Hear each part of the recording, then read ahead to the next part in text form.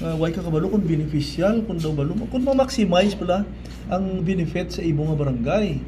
So, isa ina ka actual nga natabo sa aton kay because we conducted ocular inspection unlike sa paper lang.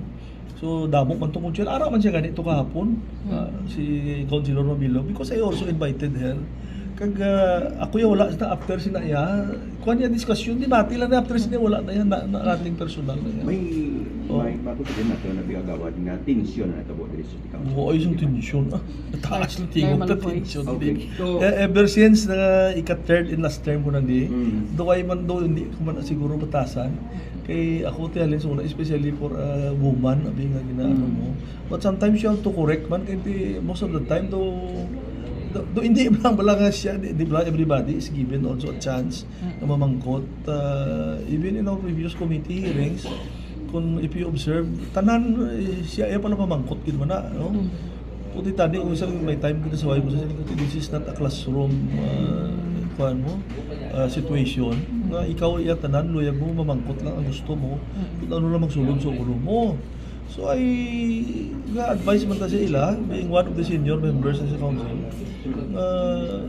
do kanungkon man sa aton timpo de kung ang inyo pamangkot ka irrelevant man bla. And this is not the first time which I did this kind of sa ko ganito sa una man si masiling ka mo sa ako na amo ko na bro. Ruti kung isa iban ko upo may sa lawayon man mo. Ipasensyahan nyo lang ko kay I find them irrelevant kung isa sa pamangkot pala. No, pero after sila kita umiguhay kami na yan. Pero Councilor, there is no reason to ask for sorry kay Councilor Mabilo. Well, I don't think masorry ko kay Tido. I don't think sala ina It's part of siguro. deliberation. This is part of deliberation. Kay Ti again kuan ko man siya, respeto ko man. Way man ta nagpamuyayaw da on ano, you know. To say something balon ka basta matuod lang masin ako balon mo ko nagsala ko, I will admit. Kung nagsala ako. Let's say, abing ito common sense pala na siguro. There is no need to ask that kind of question. Kung ka mo, abing ito kung nabalaan ko na walang abing nag-resign siya, do you think I will pass that resolution?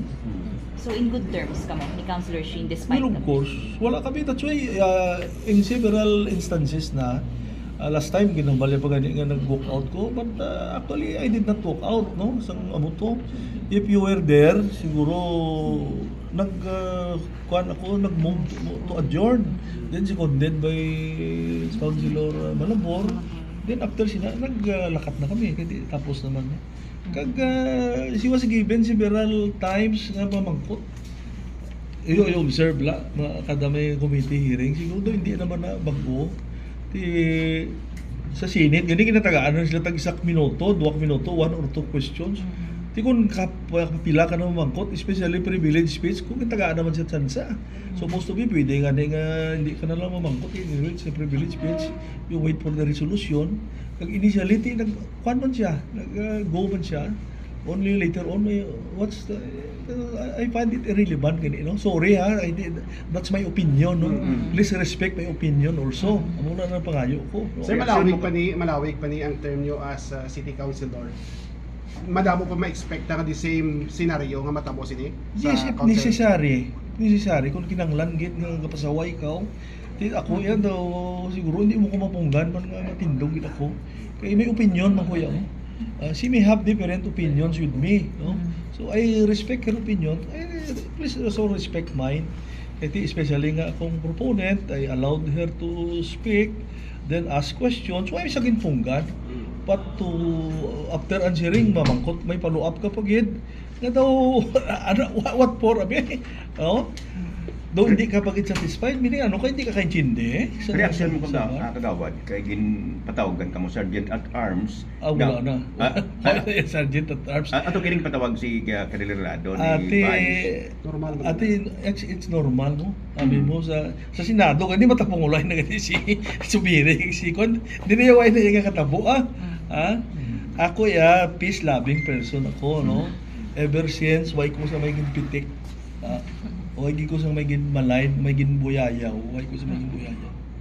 Councilor, do you agree with Mayor Trenias na lang kay subong coordination meeting supposedly with ICDO but then wala sang maging padalang representative? Do you agree nga wala to na lang gid ang desisyon ni Secretary Vince Dizon?